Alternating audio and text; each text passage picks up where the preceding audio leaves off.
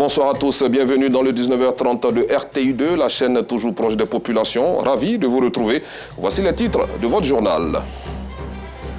Mois de pureté et de forte dévotion, le ramadan rime toujours avec changement de tenue chez les jeunes filles. Quel est donc le code vestimentaire à adopter pendant cette période sacrée de jeûne? Réponse à cette question dans quelques instants. À l'international, en Afrique du Sud, suspendu de l'ANC en janvier dernier, Jacob Zuma, l'ancien chef de l'État, est rattrapé par le scandale de la rénovation de son fief dans l'est du pays. Merci pour votre fidélité. Pendant le mois de Ramadan, certaines filles musulmanes changent de style vestimentaire pour obtenir plus de mérite. Elles préfèrent porter des boubous pour bien couvrir leur corps, tel que recommandé par l'islam. Après cette période, elles retournent à leurs anciens modes de vie. Que disent les guides religieux sur le sujet? Réponse à cette question dans ce élément signé Assita Diarra et Seri Konaté. Depuis le premier jour du mois de Ramadan, Aïcha Bamba, la vingtaine révolue, a changé de style vestimentaire. Elle préfère s'habiller décemment en portant des boubous. C'est un coupé décalé, hein. Il n'y a rien dedans. Donc on a décidé de changer le style. Ramadan, c'est un bon mois. Donc on a décidé de changer. On est des musulmans, mais on ne peut pas arrêter ça comme ça. Coupé décalé. À l'instar d'Aïcha Bamba, Pichou Touré préfère afficher un comportement exemplaire, tel que recommandé par l'islam durant cette période consacrée aux jeunes musulmans. Je porte beaucoup les guines avec les t-shirts. Comme je suis musulmane, mes parents sont musulmans, raison pour laquelle pour respecter le mois, je m'habille en boubou. On ne peut pas porter à chaque fois les habits de coupé décalés partout. C'est l'occasion pour les tantes des Pichou d'adresser des messages à la jeunesse musulmane. Moi, ce que je souhaite, qu'ils continuent dans ce chemin, parce qu'on ne finit jamais d'apprendre. Un mois là, c'est petit. Si c'était moi, là, le mois des Karam, on allait faire au moins pendant 3 mois. Peut-être que les jeunes gens là, allaient changer. Il faut qu'elles changent de comportement. Il faut qu'elles se comportent comme des femmes musulmanes. La femme musulmane doit s'habiller correctement. Avoir un foulard sur la tête, un boubou qui descend. Le ramadan est un mois de privation et de recueillement. Pour avoir plus de mérite, les jeunes changent leur mode de vie. Nous constatons que pendant le mois de jeûne, on arrive quand même à adopter certains comportements. Tel est l'exemple du fumeur qui arrête de fumer pour un moment. Et la jeune fille aussi qui adopte un style vestimentaire décent pour le mois de jeûne. Alors, on est à même de se poser la question de savoir, or, donc, on peut le faire. Donc, si on peut suspendre, ça veut dire qu'on peut l'arrêter. Et c'est l'une des finalités du mois de jeûne, qui est que nous puissions atteindre un degré de piété meilleur que ce que nous avions avant l'entame du mois de Ramadan. Après le Ramadan, le fidèle musulman peut-il renouer avec ses vieilles habitudes? Si nous rebasculons dans notre ancien comportement après le mois de Ramadan, ça veut dire que quelque part, nous n'avons pas compris grand-chose ou que notre jeûne n'aura servi quasiment à rien. Parce que le faisant, on peut tomber sur le coup du verset 9 de la sourate Al-Baqarah. Il dit qu'ils croient tromper Allah et les croyants. Mais en réalité, ils se trompent eux-mêmes. Le Ramadan est un mois d'intense prière et d'adoration, un moment propice pour les fidèles de faire pardonner leurs péchés. Toujours à propos du mois sacré de jeûne, de prière et de partage, nous recevons à présent M. Cheikh Oumar Sissoko. Il est membre de la cellule scientifique de recherche du croissant lunaire et responsable de la communication de la mosquée de la Riviera 3. M. Sissoko, bonsoir et bienvenue. Bonsoir, M. Abli. Assalamu alaikum. Wa alaikum salam. Alors, quel commentaire faites-vous sur ce reportage qui vient d'être diffusé, relatif bien sûr au code vestimentaire des jeunes filles durant le mois de Ramadan? En fait, je salue le comportement de ces jeunes filles pendant le mois de Ramadan, qui s'habillent décemment. Et comme disait l'imam Sissé, elle continuera à s'habiller décemment après le mois de Ramadan. La question, c'est de commencer pendant le mois de Ramadan et de continuer d'en faire d'habitude après le mois de Ramadan. C'est une bonne chose qu'elle commande et ce serait bien qu'elle puisse continuer. D'accord, on va parler à présent du croissant lunaire. Il est aperçu en ce moment, bien sûr, dans le ciel, il est beaucoup plus visible. Mais quand il s'agit de le découvrir avant, bien sûr, le mois de Ramadan ou à la fin, bien sûr, de cette période, on ne le voit plus, il est invisible. Pourquoi cela? En fait, Pour mieux comprendre le croissant lunaire, il faut comprendre déjà le cycle de la Lune. La Lune tourne autour de la Terre en 29 jours. Elle commence par la nouvelle Lune, qui commence pratiquement au 29e jour du mois précédent. Donc elle doit être aperçue. Et aujourd'hui, la Lune est beaucoup plus visible parce qu'on tend vers la pleine Lune au 10e jour. Dans 4 jours, vous serez la pleine Lune, elle sera beaucoup plus visible. C'est juste la situation géographique de la Lune par rapport à la Terre qui explique qu'aujourd'hui elle est plus visible que par rapport à la nouvelle Lune. D'accord. Une autre question. Alors, pourquoi c'est dans le nord-est de la Côte d'Ivoire, précisément dans la région du Gontougo, avec la ville de Bondoukou comme chef-lieu, que ce croissant lunaire est le plus aperçu? Bon, Bondoukou aperçoit plus récemment la Lune pour diverses raisons. L'une des premières raisons, c'est d'abord l'organisation pratique de la recherche de la Lune par rapport à la ville appelée la ville des 1000 mosquées, la situation topographique de la ville, la situation géographique de la ville, la situation de la pollution de la ville qui explique ces éléments qui fait que Bondoukou aperçoit plus la Lune que les autres régions de Côte d'Ivoire. Souvent, quand on cherche la Lune comme ça, on est tous orientés vers Bondoukou. Non, c'est juste lié à ces 4 facteurs que j'ai dit. Il y a beaucoup de mosquées à Bondoukou, donc ils ont une organisation plus pratique pour rechercher la Lune. D'accord. Est-ce que la recherche du croissant lunaire répond à un critère particulier? Ah oui. Dans l'islam, pour le changement du mois, il faut qu'on puisse d'abord, une condition nécessaire, il faut qu'il puisse avoir 29 jours. La condition suffisante, il faut que la Lune puisse être vue. Et chaque mois, la recherche de la Lune qui s'effectue. Simplement, pendant le mois du Ramadan, la recherche de la Lune devient beaucoup plus importante et beaucoup plus médiatique par rapport à notre population parce qu'elle va déterminer la période du début du Ramadan. Sinon, chaque mois, pendant 12 mois de l'année, on cherche la Lune pour déterminer est-ce que le nouveau mois va commencer. Quelle est donc la différence entre le calendrier grégorien dit calendrier classique et le calendrier lunaire ou hégirien? Lorsqu'on parle de calendrier, il faut se référer toujours à la religion. Le calendrier grégorien est né au XIIIe siècle avec le pape Grégoire XIII, qui compte 365 jours, qui est basé sur le calendrier solaire. Le calendrier hégirien compte 354 jours, est basé sur le cycle de la Lune qui compte 29 ou 30 jours, qui compte 354 jours, dont 11 jours en moins par rapport au calendrier dit calendrier classique. D'accord. Et c'est tout ça qui fait que le Ramadan l'année prochaine sera avancé par rapport au calendrier grégorien de 11 jours que par rapport à celui de cette année. D'accord. Merci beaucoup, M. Cheikh Oumar Sissoko. On rappelle que vous êtes membre de la cellule scientifique de recherche du croissant lunaire et responsable de la communication de la mosquée de la Riviera 3. Merci, M. Abé. Est-ce un métier facile, gérer la communication d'une mosquée? C'est comme toute entreprise. Une mosquée, c'est un produit qu'il faut faire vendre. Il faut satisfaire les besoins de nos consommateurs qui viennent prier, qui viennent s'adonner à Dieu et leur donner des informations. Comme aujourd'hui, vous nous donnez l'occasion de nous expliquer pourquoi le Ramadan varie chaque année 11 jours par rapport au calendrier hégirien. C'est un métier quand même difficile comme la communication que vous faites. Merci beaucoup, M. Cheikh Oumar Sissoko. Je vous remercie. Parlons éducation à présent. Le collège moderne d'Abobo Oussema vient d'être rebaptisé par les autorités éducatives ivoiriennes, lycée moderne Ahmed Bakayoko de PK18, un nom en hommage à celui qui a dirigé la mairie entre octobre 2018 et mars 2021. Une nouvelle appellation qui répond à une doléance des populations qui ont voulu traduire leur gratitude à leur défunt maire. Des précisions avec nous Sangaré et Kader Bachil. Il a accédé à la tête de la mairie d'Abobo en 2018 avant d'être arraché à l'affection des siens le 10 mars 2021. En dépit du laps de temps passé dans cette commune, Ahmed Bakayoko continue de demeurer dans l'esprit des populations. Pour lui témoigner leur reconnaissance, le collège moderne d'Abobo devient désormais le lycée moderne Ahmed Bakayoko d'Abobo PK18. Par cet acte, les autorités ont bien voulu répondre à une doléance des populations. Une doléance à la mémoire de celui qui a posé les jalons du développement de leur commune, selon le proviseur du lycée. Il n'est pas mort. Il est aujourd'hui plus que vivant parmi nous à travers cette école qui porte désormais son nom. En donnant forme aux vœux des populations par le choix du nom Ahmed Bakayoko, nous avons voulu rendre hommage à un illustre et distingué personnage qui aura marqué de son empreinte la vie publique de notre nation et de façon singulière celle de la commune d'Abobo. Son magistère à la tête de la commune n'avait duré que 3 petites années, 2018-2021.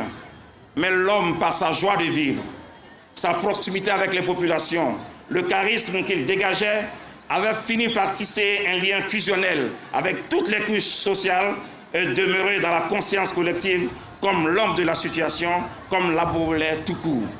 Heureuse de l'hommage rendu à son défunt époux, Yolande Bakayoko a, au nom de sa famille, traduit ses remerciements aux autorités pour cette décision avant de prendre l'engagement d'accompagner les élèves du lycée moderne Ahmed Bakayoko d'Abobo PK18. Nous avons donné notre ferme engagement d'être auprès de ces enfants-là, de les suivre afin que quand on parlera des Golden Boys et des Golden Girls, on sache que c'est Ahmed Bakayoko qui vit à travers eux. Donc nous sommes vraiment honorés, nous sommes fiers. Nous remercions tous ceux qui ont permis cet événement. Madame le maire. Ahmed Bakayoko est un nom qui symbolise la résilience, la détermination, le travail et le succès. C'est pourquoi Kandia Kamara, maire de la commune d'Abobo, a invité les élèves de l'établissement à s'approprier ses valeurs.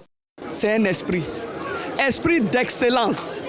Donc nous souhaitons que dorénavant, cet établissement soit parmi les établissements d'excellence de Côte d'Ivoire. Les élèves de cet établissement dorénavant sont des Golden Boys et des Golden Girls. Ça veut dire qu'ils doivent être exemplaires à tout point de vue. Créé en 1998, le collège moderne d'Abobo PK18, désormais le lycée moderne Ahmed Bakayoko, est un établissement scolaire qui revendique 4000 élèves.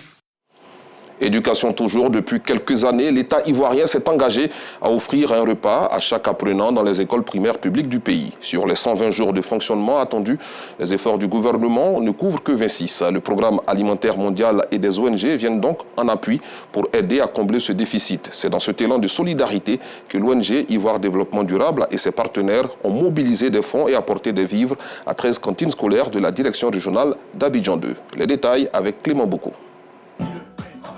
Les écoliers des établissements primaires publics de Port-Boué, Vridi, Koumassi, Marcory et Trècheville sont dans la joie. Les cantines de 14 écoles de la direction régionale Abidjan 2 reçoivent aujourd'hui un appui en vivres pour leur fonctionnement. Ce geste est une synergie d'action de l'ONG Ivoire Développement Durable, le lycée français Blaise Pascal, les cours Sévigné, le lycée Maurice Delafosse, la fondation d'Augustin et la Banque alimentaire de Côte d'Ivoire. Notre 8e édition des cantines scolaires du cœur nous permettra d'offrir à 3692 élèves des vivres qui s'élèvent à 8 tonnes 892 pour 13 jours de fonctionnement. Cette année, nous sommes heureux de compter parmi nos donateurs la Banque alimentaire de Côte d'Ivoire.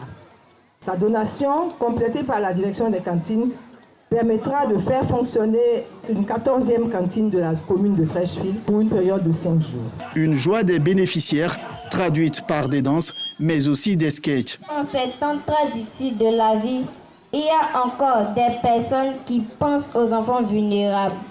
Oui, en voici la preuve. Mémé, la présidente de l'ONG Ivoire Développement Durable, vous venez de nous donner des vivres pour pérenniser nos cantines scolaires. Nous vous remercions. Pour la représentante du directeur des cantines scolaires, ce soutien vient à point nommé.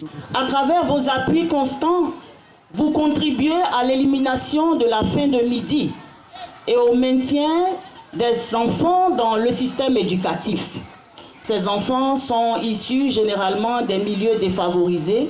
Nous avons tous compris que la cantine est une nécessité si nous voulons que les enfants soient dans les conditions optimales d'apprentissage et de réussite scolaire.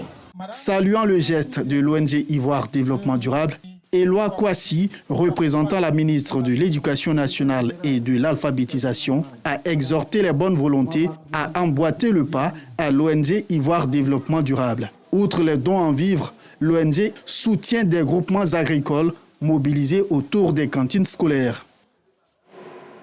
Ouvrons à présent le chapitre solidarité de cette édition. Suite au déguerpissement initié par le district d'Abidjan, plusieurs quartiers de la commune d'Atekoubé ont été rasés pour soutenir ces familles en cette période de solidarité et de générosité.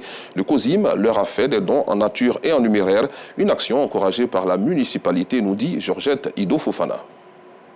4 tonnes de riz et de sucre et une enveloppe de 2 millions de francs CFA au déguerpi d'Atekoubé. Un geste du Conseil supérieur des imams, des mosquées et des affaires islamiques, COSIM, réceptionné par le premier magistrat de la commune. Nous avons pu apporter le modeste don que vous avez vu pour remettre à M. le maire afin de l'aider. Parce que nous savons, nous suivons tout son engagement, toute sa présence et toute sa générosité depuis le début du déguerpissement jusqu'à ce jour. Ces nuits sont blanches. Donc nous sommes venus pour lui apporter, lui et à ses administrés, nos bénédictions d'abord et avant tout dans ce mois de Ramadan, notre soutien, notre réconfort. Une action saluée par le député maire d'Atekoubé. Nos communautés ont été durement impactées par les événements. Elles étaient dans la détresse, dans l'angoisse. Mais grâce à sa présence réconfortante, nous sommes remplis aujourd'hui d'espérance. Nous pensons que ça a été un grand moment de fraternité, un grand moment de partage et aussi de soulagement par la prière et les paroles fortes que le guide spirituel de la communauté musulmane est venu nous apporter à Atekoubé au nom de toutes les populations.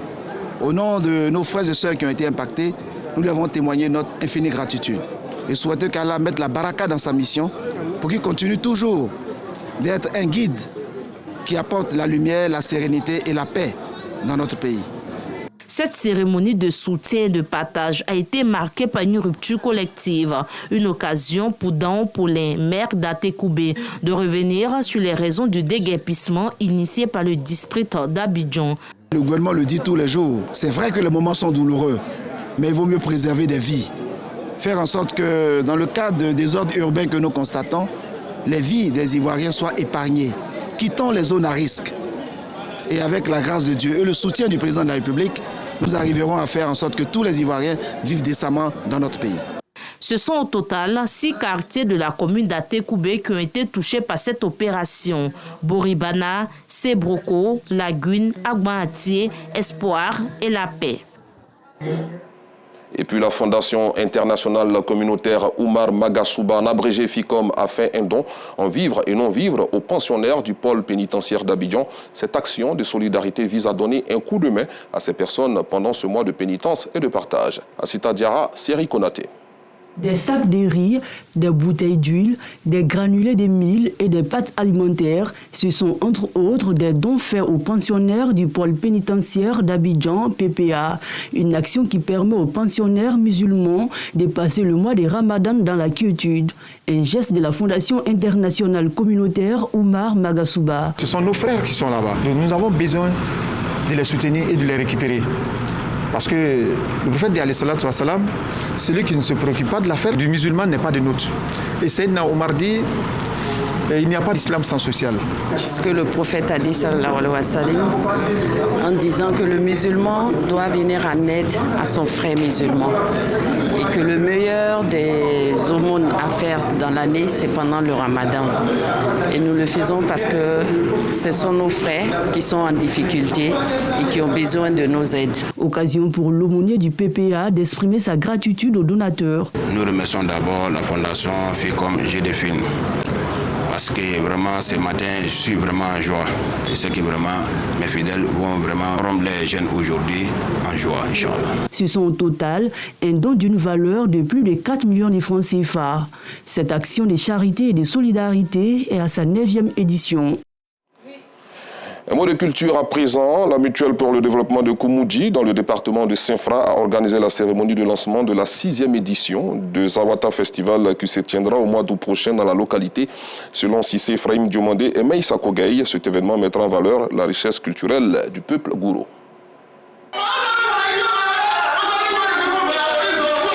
Du saplo, danse du terroir, à la danse moderne gouro.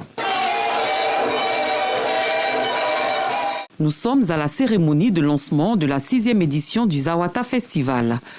Ce rendez-vous qui met en relief le riche patrimoine culturel du peuple gouro. Une initiative de la Mutuelle pour le développement de Koumoudji Mudek qui vise à rassembler les filles et fils de ce village, mais surtout à mobiliser les acteurs du développement.